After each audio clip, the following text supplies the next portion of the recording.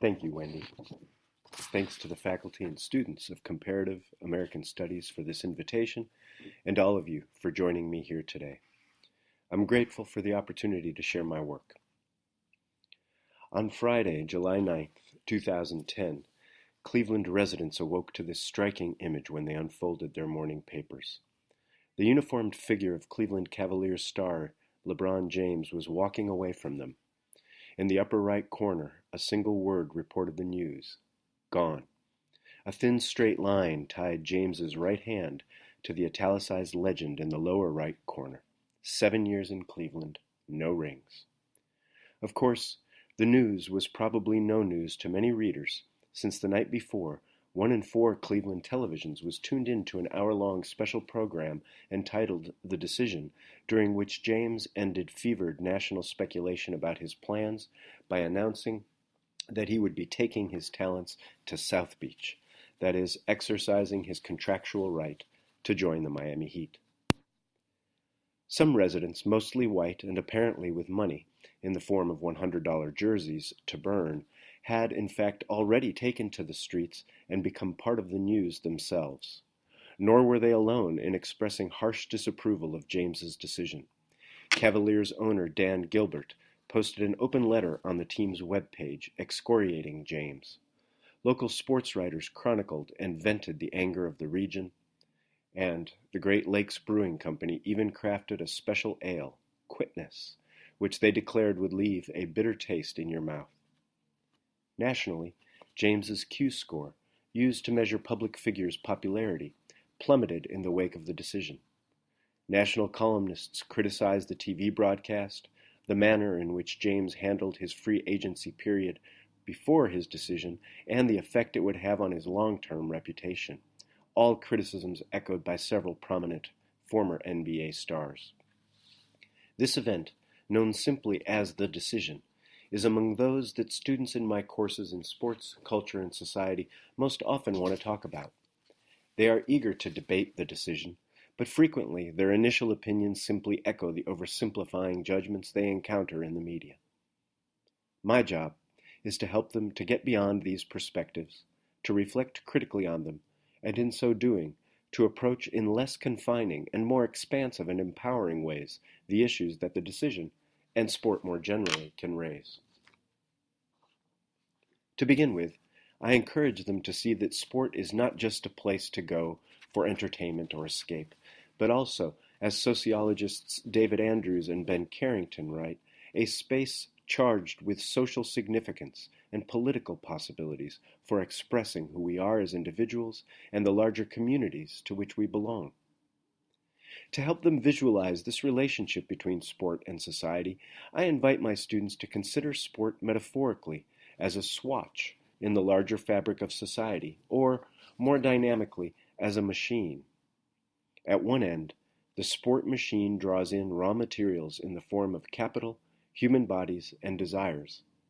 Its component parts, labor, both athletic and otherwise, governmental bureaucracies, educational institutions, administrative organizations, and private manufacturing and communications and technology corporations then transform these raw materials to generate, at the other end, the performances, spectacles, images, and narratives that are consumed by hundreds of millions of sports fans around the globe on a daily basis, and that interpolate even those with no professed interest in sport.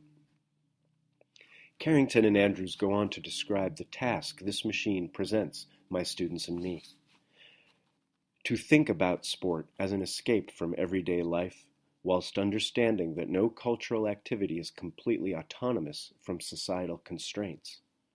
To examine sport as a form of cultural struggle, resistance, and politics, whilst recognizing that it is also compromised by forms of commodification, commercialization, and bureaucratic control.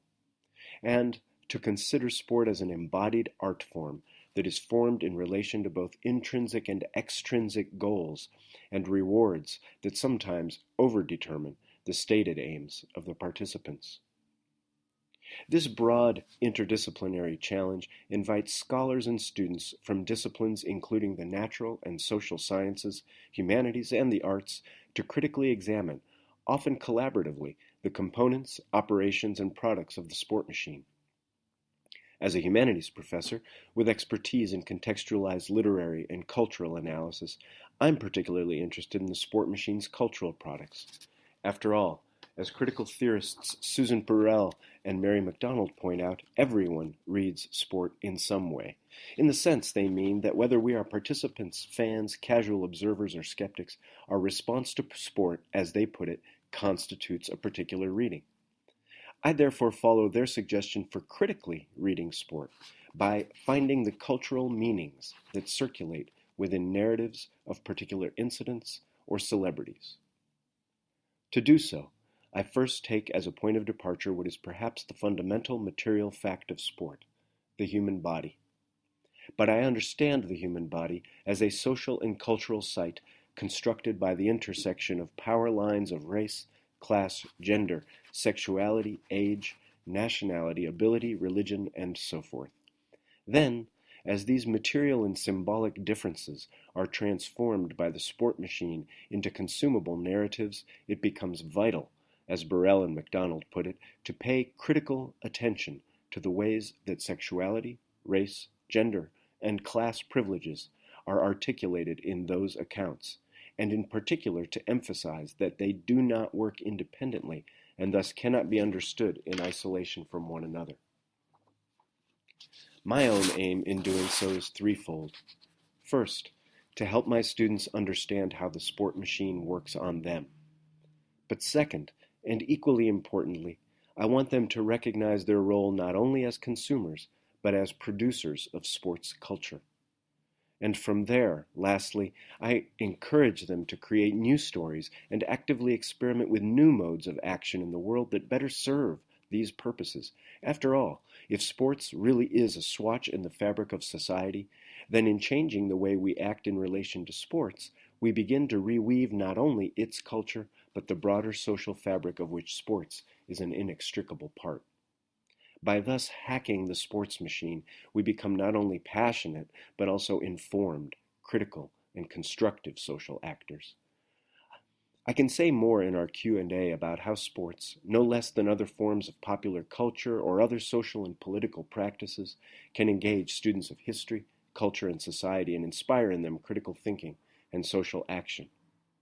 But I'd like to convey some sense of how this sort of intervention can work by offering a critical reading of the narratives the sports machine generated in the wake of the decision. The decision, as I said, prompted a storm of outrage from many quarters. Most opinions came accompanied by supporting narratives. Examining these, I was most struck by the recurrence of certain terms relating to gender and masculinity, but intersecting with racial and class discourses as well. In deploying these terms, critics expressed their disapproval of the decision by portraying James as falling short of various hegemonic norms of masculinity. I call this pattern of terms, viewed as an ensemble, the myth of the man. In trying to understand its operation, I organized the great variety of terms aimed in a derogatory way at LeBron James into sets according to the tropes or metaphors of manhood they employ. Specifically, the myth of the man comprises 4 sets of overlapping tropes of masculinity that its adherents accused James of violating. What I call sportsman tropes were mobilized most influentially by former athletes. In several interviews in the period following the decision, these influential legends commented that James, by leaving Cleveland to join rival stars in Miami, would now never be the man, and that even if he won championships in Miami, they would be meaningless because he would not have won them as the man. By the man, they had in mind an individual basketball player, perhaps like Michael Jordan, shown here, who upholds ideals of sportsmanship by accepting given external circumstances, whether or not they are favorable to winning championships, and labors with humility, determined will, and competitive intensity to rise above them. Regardless of outcome, it is through the quality of these efforts, Washington Post columnist Michael Wilbon agreed, that men are ultimately judged. But his detractors also referred to James in terms of immaturity. One former star described his behavior as a punk move, In this, he joined a chorus of critics who characterized James as not a man in the sense of not a grown man, but rather a child, by referring to him as, among other things, spoiled, immature, irresponsible, and coddled. They infantilized him by implying that he had received permission from his mother to make the decision, and Cleveland area writers patronized James by describing him as the ungrateful child of the region that had raised and loved him. Cavs owner Dan Gilbert was the first to mobilize noble codes of gentlemanly honor against James. In his open letter to fans, Gilbert referred to James as having deserted the team in a cowardly betrayal that he also described as a shocking act of disloyalty and a shameful display of selfishness and betrayal. Gilbert next reduced the price of life-size LeBron posters from $100 to $17.41, a price he explained represented the birth year of the first trader of note in American history, Benedict Arnold. Most observers joined in the use of such terms as jester, coward, and mercenary to describe James. Finally, journalists explicitly compared James to a woman. Thus, Maureen Dowd of the New York Times slyly mused of James and his new teammates, "It's usually women who get accused of needing to go places like restaurant bathrooms together." And another columnist, Sean Conboy, went further, writing, "In a world of attention whores, the king has ascended to the throne."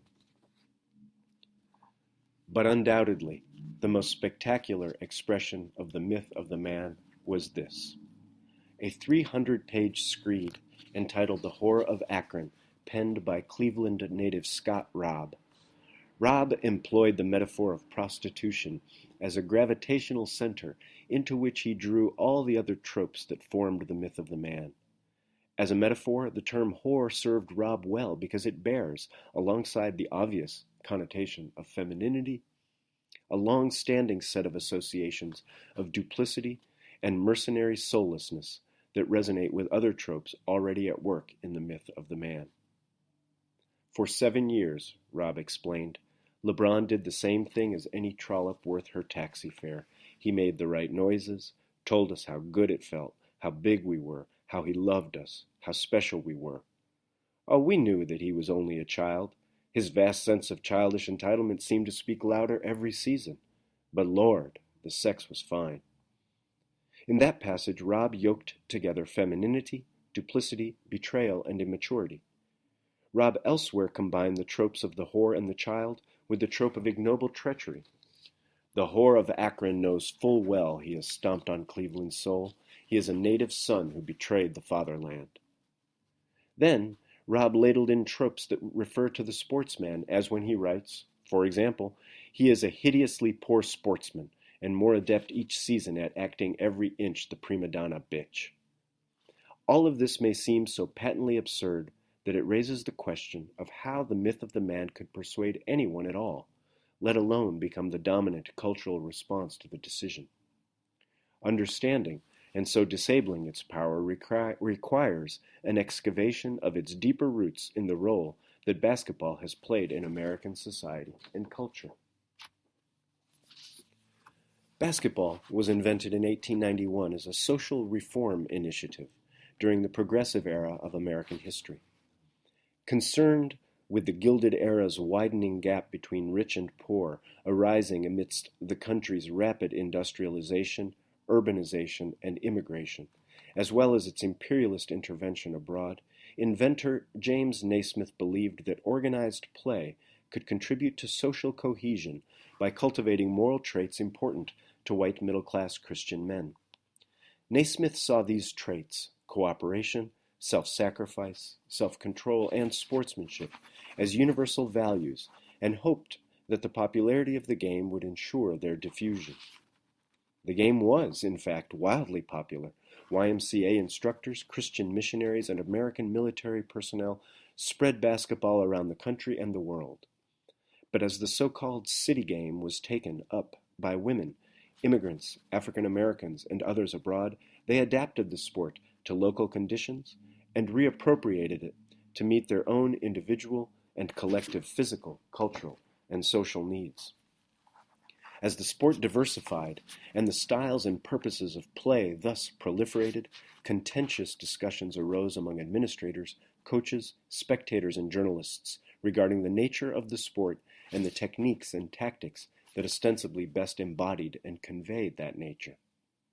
As these discussions evolved, clusters of recurrent stories, metaphors, and images began to appear and to attach themselves to key events and personalities.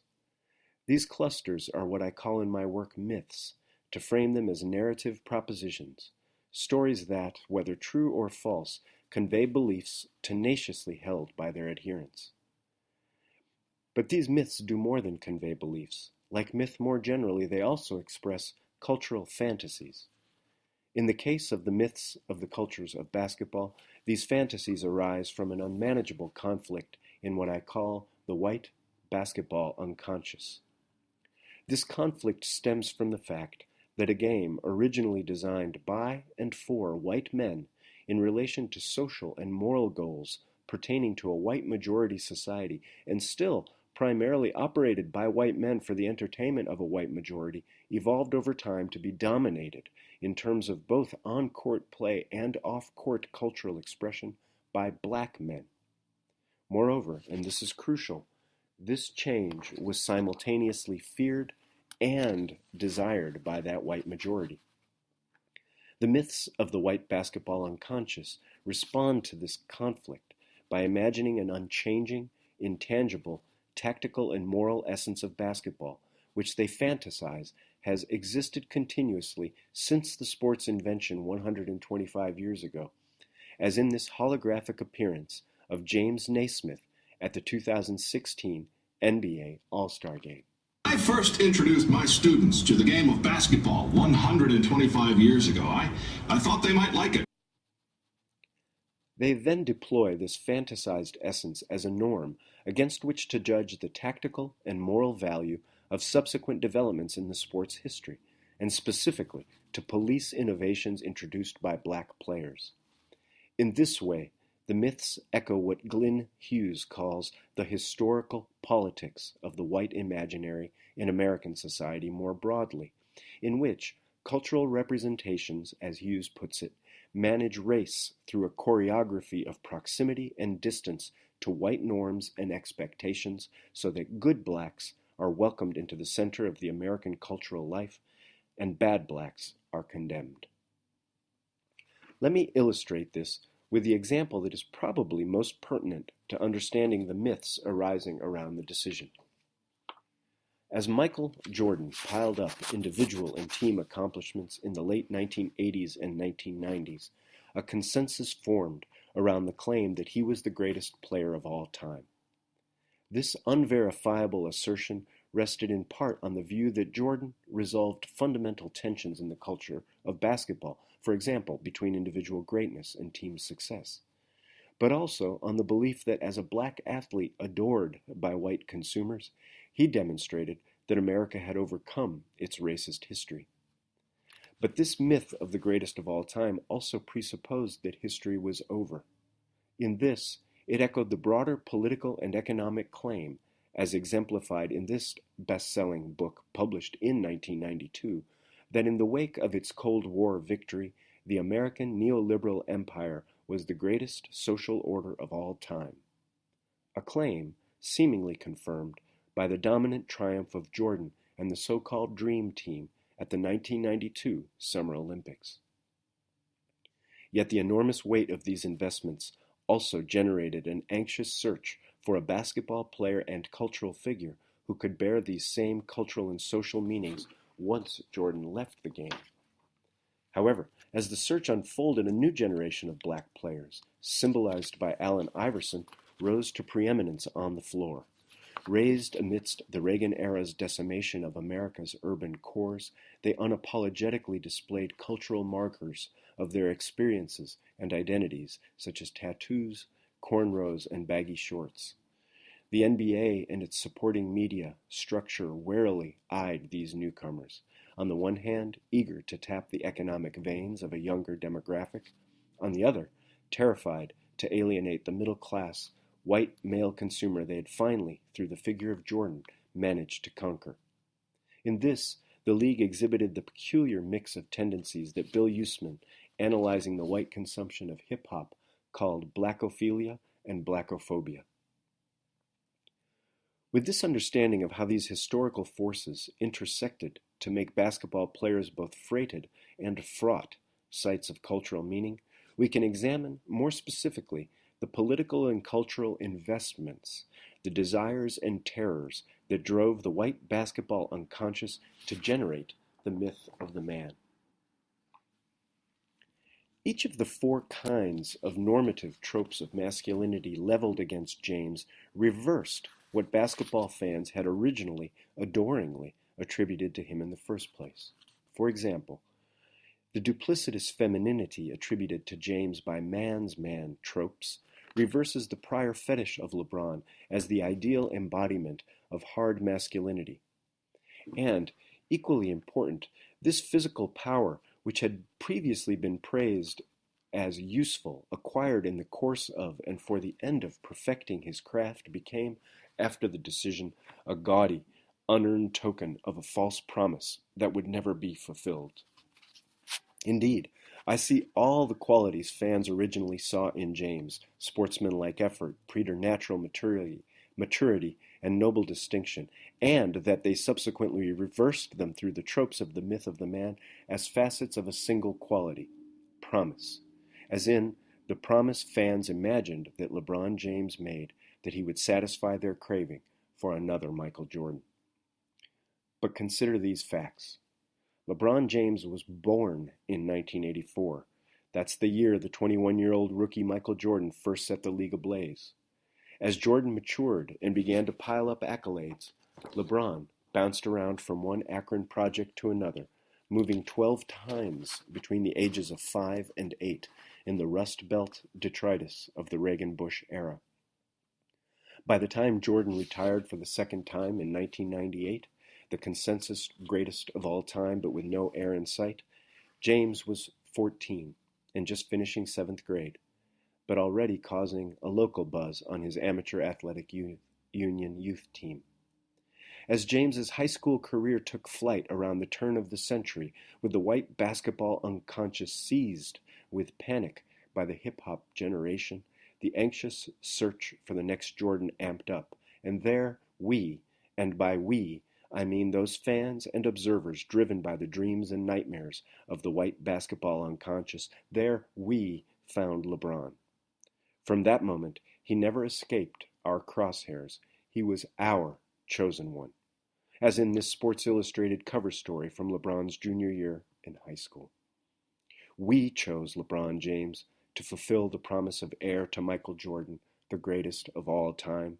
We chose LeBron thereby to embody basketball perfection and the timeless perfection that is basketball. We chose to construct LeBron James as the second coming, our messianic imagery making him both man and God, and we chose to cast ourselves as passive witnesses. But this so-called conversation about the greatest of all times is first and foremost our conversation, a thing of our own making, a collective monologue. We played out a faux one-on-one battle with our MJ and LBJ dolls in which we kept it close, but we never really wanted Jordan to be surpassed or even equaled.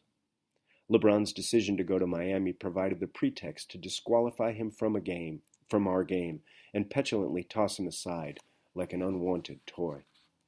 From this point of view, LeBron's first affront, then, was to refuse to play passively his role in our drama. Instead, he took it seriously and acted it out. We called him the chosen one and King James, and he had the audacity to write both of these in his skin. Just think for a moment what it might mean in a country in which for generations white men gave black men their names, for a powerful, once poor young black man to appropriate these for himself, and in so doing anoint himself Christ the King. In this way, perhaps LeBron offended us by wanting to be the author of the drama we had scripted for him. And this leads me to the second of LeBron's transgressions. He took control of not only the cultural drama we had cast him in, but also of economic functions that we reserve for owners by arranging with fellow free agents Dwayne Wade and Chris Bosh to accept pay cuts so as to be able to play together in Miami. As one TV executive said, explaining why everyone was going to root against Miami after the decision, these three players have attempted to hijack the league and said, we're all good buddies who are going to gang up and go to one team and dictate who wins championships.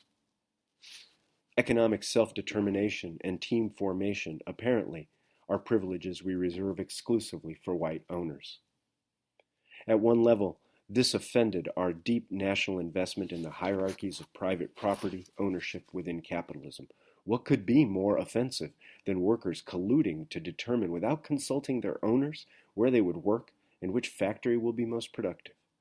Well, how about if those workers were young, already highly paid black men?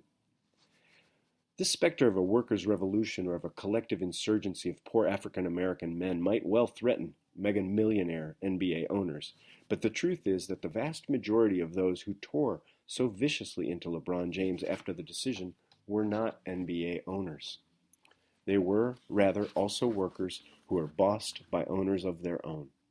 And if they were offended by LeBron's decision, it might be because they lacked the courage or means to make the decision themselves, and they would be goddamned if some spoiled young black kid was going to get there first.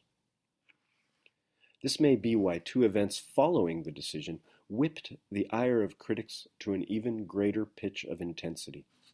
First, just after the decision, when asked whether race played a part in the backlash to it, James mildly replied, "I think so, at times.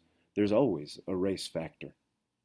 Second, in June 2011, as the basketball world indulged in an orgy of schadenfreude over Miami's defeat in the NBA Finals, James was asked how it felt to have so many millions rooting against him. He responded calmly, "All the people that were rooting for me to fail, at the end of the day, tomorrow, they have to wake up and have the same life that they had before they woke up today. And I'm going to continue to live the way I want to live and continue to do the things I want to do." Perhaps James's comments struck too close to the heart of the white basketball unconscious. After all, while his Q score plummeted among white fans, it dipped only slightly among blacks. Through the myth of the man, the white basketball unconscious hysterically chanted like the boys in Lord of the Flies, intoxicated by unanimity, over and over again, "LeBron is not a man. LeBron is not a man." The words resonated with the vitriolic resentment its adherents felt toward James, not because he failed to be a man, or the man, but because he behaved as a free man. By doing so, he forced them to see how the sport they loved ran smoothly only insofar as its black players agreed to limit their own freedom, and, more painfully still, the ways in which they were unfree in their own lives. And this exposes the burning core of emotion fueling the myth of the man. Henry Miller once observed, "Every day we slaughter our finest impulses." That is why we get a heartache when we read those lines written by the hand of a master and recognize them as our own, as the tender shoots which we stifled because we lacked the faith to believe in our own powers. This is the feeling Nietzsche called ressentiment. It means resentment, but the specific form of resentment we feel when someone else is doing what we wish we had the courage to do. At once exposed to and separated from what we could but will not do, we feel not inspiration, but pain. As the philosopher Gilles Deleuze explains, the man of ressentiment experiences beauty and goodness as outrageous as any pain or misfortune. He is venomous and depreciative because he blames the object in order to compensate for his own inability to escape. Or, in the words of poet William Blake, who also engraved these images, he who desires but acts not breeds pestilence. Ressentiment is what we feel when we have consented to our own enslavement, forgotten that we did it, and then despise those, like LeBron James, who have refused to do the same. Ressentiment burns, and so, Perhaps, to ease the searing pain, we burn what it is easiest for us to believe has caused our pain. This genealogy of the myth of the man reveals deeply rooted resentments, then, skewed along lines of race, class, and gender, toward LeBron James for exercising his power. I certainly believe that understanding this can help diffuse some of the myth's energy. But I also believe it is important to furnish an alternative story of the power of LeBron James, one that also carries affective force, but orients it in an affirmative direction. And there is no better place to find such a story than on the court, in the play of LeBron James. Chris Ballard of Sports Illustrated concluded his book, The Art of a Beautiful Game, with a chapter devoted to the anatomy of LeBron James, in which he described James as the apex of physical skill. And it is a skill, Ballard continued, that is married to an innate feel for the game. Here is a man who passes like a point guard, runs like a sprinter, leaps like a high jumper, and hits like a linebacker. If you were to create the prototype for the NBA player of the future, it would look an awful lot like James. Ballard voiced what has always amazed fans about James's play. All the qualities exhibited by different individual greats in the history of basketball seem to come together in James. He combines athletic ability, hard work, creativity, fundamental skills, and the IQ and unselfishness to do everything or just that one thing that his team needs on a given night. But to say that LeBron embodies the best of basketball that preceded him is to recognize that he stands as a kind of threshold between basketball as we have known it, with all of its possibilities and limitations, and a future version of itself that will still be called basketball, but whose precise dimensions and forms we cannot yet imagine. In other words, rather than a second coming of Jordan, whose greatness, recall, signaled the end of time, and so an infinitely repetitive one-on-one game of the peerless Jordan narcissistically playing himself as in this Gatorade commercial, James may be Jordan's antithesis. LeBron is not the individualistic Nietzschean Superman who presides alone over the end of history, but rather a Promethean figure who seizes the throne only to set history and time back in motion and thus usher in unforeseen futures. Now watch LeBron play. He will be number 23 or number 6 and will be the player making the assist, that is, passing the ball to the person making the basket. His court vision, passing ability, and unfailing selflessness on the court, more than his strength or speed, may be the best emblem for his power. Notice how LeBron uses the threat he poses as a scorer to draw a crowd of defenders only to spot the teammate thereby left unguarded. Notice how he uses his imagination, strength, and skill to precisely deliver the ball in just the place his teammate needs in order to score.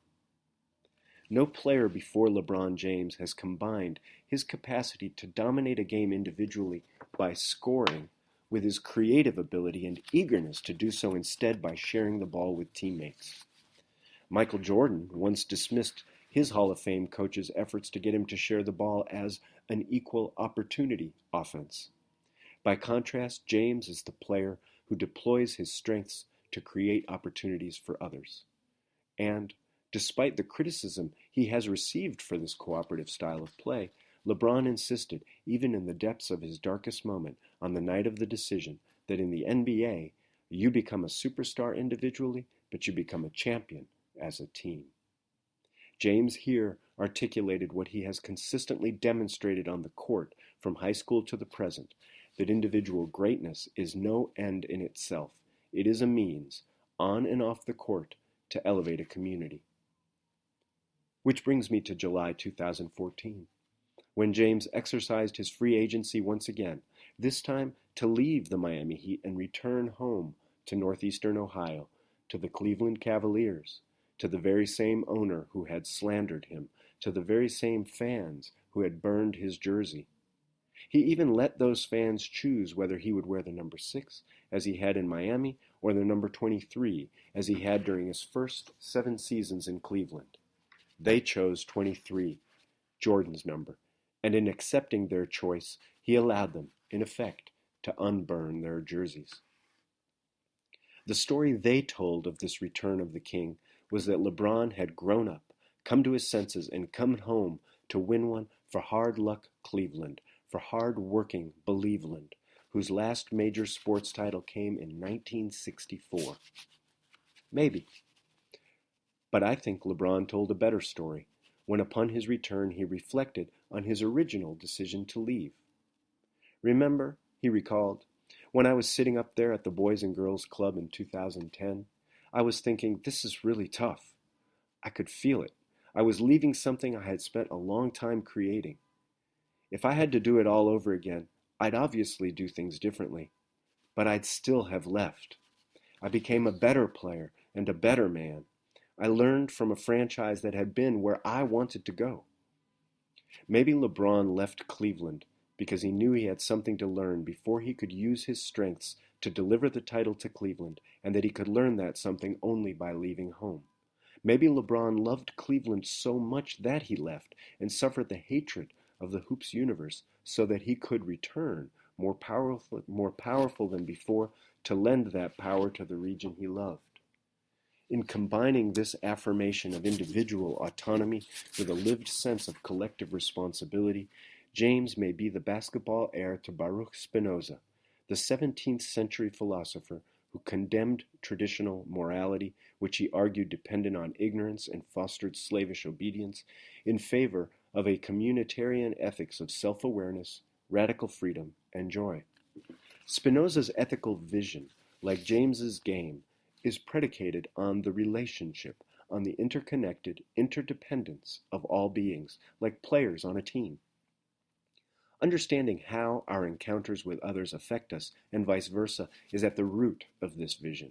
It is why, in Spinoza's ethics, that individual will be called good who strives to join with whatever agrees with his nature, and thereby to increase his power.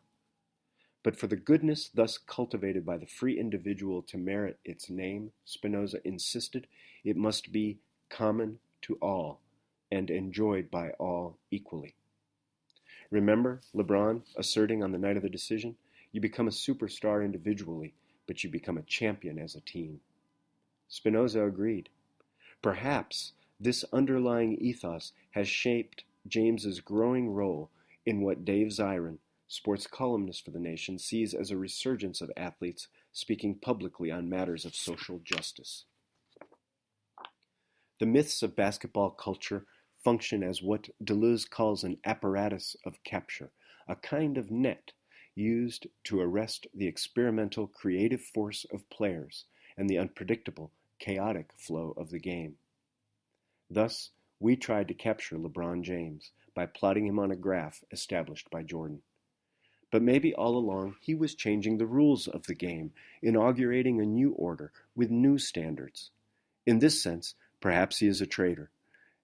Not in the derogatory sense implied by the petty and petulant complaints of his resentful critics, but a traitor, in Deleuze's words, to the established order. Perhaps LeBron James betrayed the racializing, pseudo-moral order constructed through the myths of basketball culture and gave it an inventive, emancipatory twist. And perhaps this is the way in which he remains, like each one of us when we are able to recall it, radically free, not only as individuals, but as responsible and responsive members of our communities in which the well-being of each is the precondition for the well-being of all. Thank you.